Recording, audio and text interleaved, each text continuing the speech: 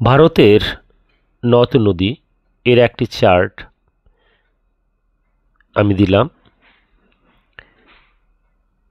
ভারতের নদ নদীর দুটো ভাগে ভাগ করা যেতে পারে, উত্তর ভারতের নদ নদী আর দক্ষিণ ভারতের নদ নদী।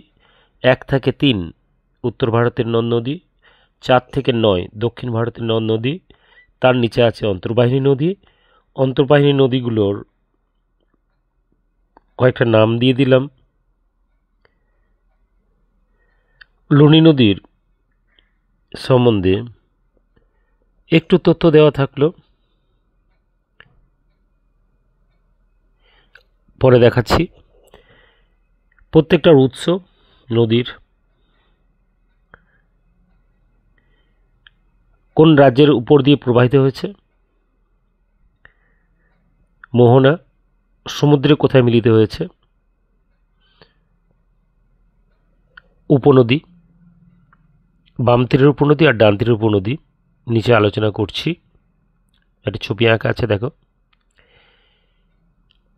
জলপ্রপাত, বাঁধ বা উল্লেখযোগ্য বৈশিষ্ট্যগুলো প্রত্যেক নদীর কী কী আছে, যেখান থেকে এসএকিউ এমসিকিউ প্রশ্ন আসতে পারে সেগুলো দেওয়ার চেষ্টা করেছি।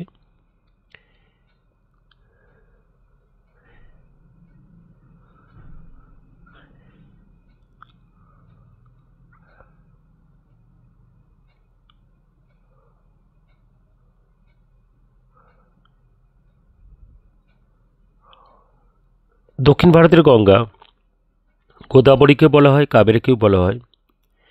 মনে রাখবে, প্রকৃতি অনুসারে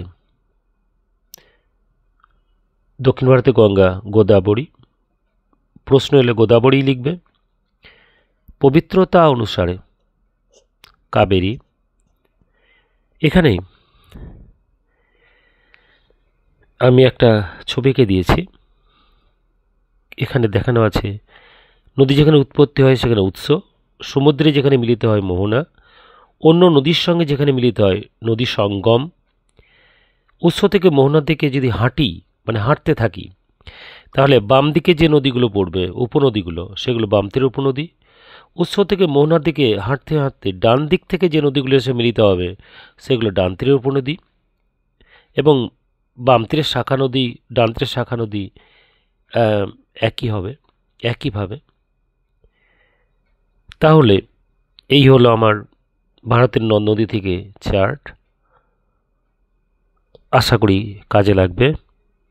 ওকে, বাই।